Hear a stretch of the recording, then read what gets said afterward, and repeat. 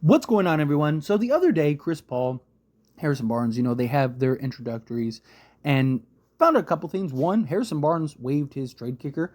So that way he could go to the Spurs, which is always good. And two, both guys clearly wanted to be here. Both guys are really excited for the opportunity. But Chris Paul in particular, I really want to talk about, because I really liked the things that I heard from him with the Spurs. I've talked heavily about how I think the best decision the Spurs made was bringing in Chris Paul. And it's because of what the impact he can have. His ability to help develop and really grow this young core. Right? I mean, look at what he did for the Thunder and SGA. Right? I mean, SGA to this day still credits Chris Paul for just all the help that he provided. And you got guys like Stephon Castle that you're trying to mold into your starting point guard of the future. Even guys like Vassell, right? You have Trey Jones. Right? Like all these guys I think will benefit greatly from being around Chris Paul and just learning and seeing the things. But Chris Paul also has to buy into those things. And no, Chris Paul's no dummy, right? Like he knows that like what the deal was. That's why he got $11 million. He's coming in with the Spurs. He's coming there to be an extension of the coach, to be that vet, to be that guy that is, able to be a mentor to these young guys. But to hear him basically, validate and get across that, like, hey, I know what it is. I know why I'm here. I know what the deal is. Show these guys how to win. Show these guys how to what it takes to be, a real leader and player in this league. And he talked about Greg Popovich and praised him and talked about how he's just admired him from afar, and he gets the opportunity now to learn from him. I mean, Chris Paul, he's a guy that many people think like is going to be a coach at some point in this league. And I mean, he's one of the greatest basketball minds ever. So I think this is also good and beneficial for Chris Paul too, if he ever is to go down that ladder, right? If he ever is to go down that road where he wants to maybe jump into coaching, to just kind of learn and be able to be around a guy in Greg Popovich.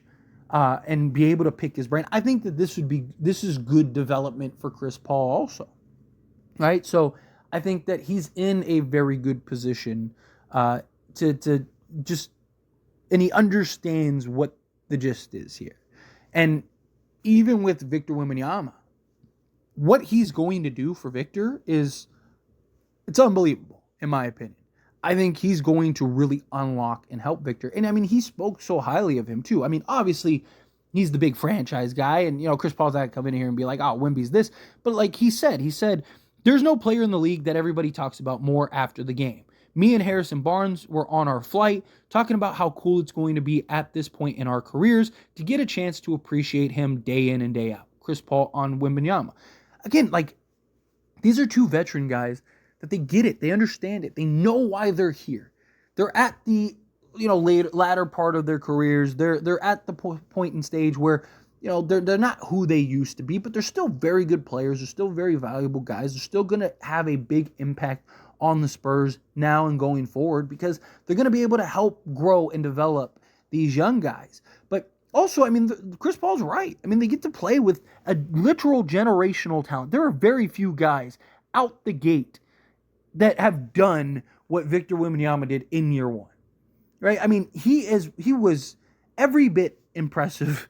He's already, in my opinion, arguably the best defensive. I think him and Anthony Davis are the two best defensive bigs in the league. I think Victor Wembanyama, you can make an argument, is better, right? I think Victor should have won Defensive Player of the Year last year. I don't care that he's a rookie. It's supposed to go to the best defense player. Victor Wembanyama was the best defense player. Right? So give it to him. But I digress, right? The thing is that, you're bringing in two veteran guys that get it. You're bringing in two veteran guys that want to be a part of it, that want to, and I'm sure that there's this level. You don't think Chris Paul has a bit of an ego when it comes to like SGA? I am almost 100% confident that he probably does. Right? I don't think he's in the sense of like he's taking all the credit for SGA. But I'm sure that there is a bit of him that's like, I played a part in that.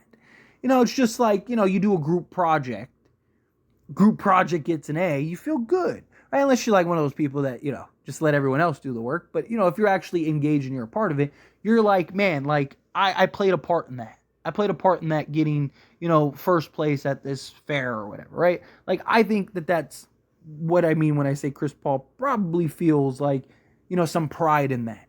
And, he's probably looking at it as like, I bet you I could do it again. And Harrison Barnes being a guy that, he brings championship DNA. He's won a championship. He's done those types of things. I think that that's real good to add to a team in the Spurs that were, struggling and praying for wins. But the Spurs were also in a lot of really close games. And I think both Harrison Barnes and Chris Paul are going to help in that regard. I think these two are definitely going to be two guys that are going to be able to help you win a lot more games than you were otherwise. And so now it is that, like, hey, we're trying to build something here. Right? Like, you got the right vets, but it was just nice to hear just the things that were said. Because again, you have this vision, you have this idea, you have this thought of like, okay, this is what these two guys bring, right? But there is always the question of like, okay, it's one thing to have that perception, it's one thing to think that way, it's another thing to actually have that be the case and actually have that kind of shape out the way you want it to. But both of these guys are very clear that like, hey, we're coming in to play the role that is asked of us. We're coming in to be that mentor, to be that, to be the stability, to be those vets, to have to crack skulls if we got to crack, whatever you need us to do, to be the guys that buy in the locker room, be the guys that rally the troops, be the guys that are extension of Greg Popovich, the head coach. And, you got this unbelievable talent in Victor Wembanyama. I mean, Chris Paul and Victor, I can literally vision in my mind like a highlight reel, just certain plays and things that we're gonna see on ESPN and YouTube highlights and stuff.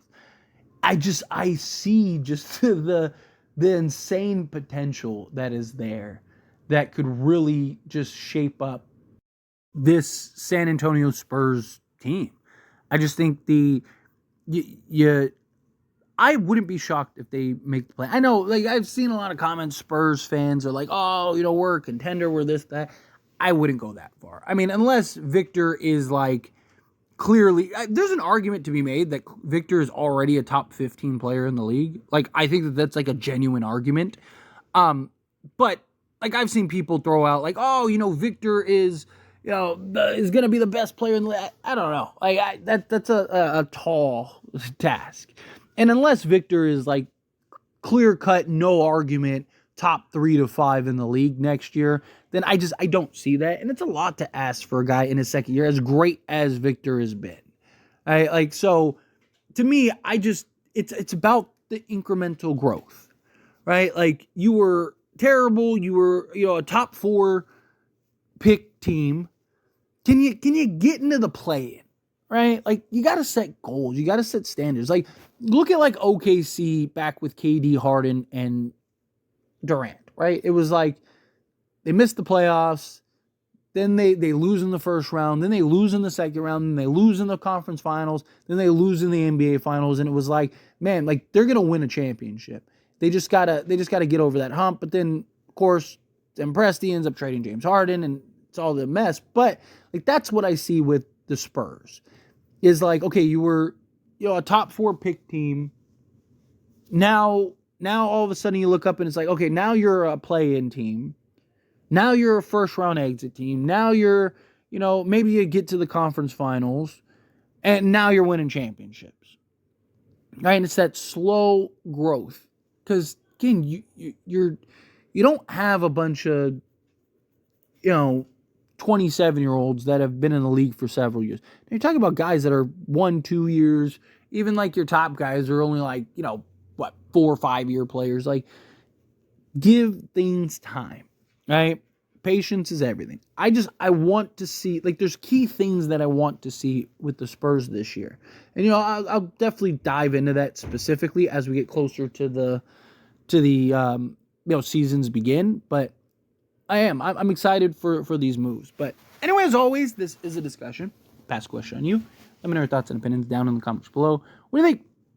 How do you feel? What are your thoughts? What do you think of the things that Chris Paul said. Harrison Barnes, what do you think of the acquisitions? Do you like that? Do you not? Do you think that they're going to have a huge impact on just the growth and development of this team? Do you have any thoughts in particular? How you feel, whatever your thoughts are, I'd love to hear it. So let me know down in the comments below. That being said, if you haven't liked this video, hit that like button. Helps me a lot. So we enjoy these types of videos, and I truly appreciate it. Not subscribe to the channel, hit that subscribe button. Turn on the bell notifications. Appreciate y'all. See you in the next one. Thank you.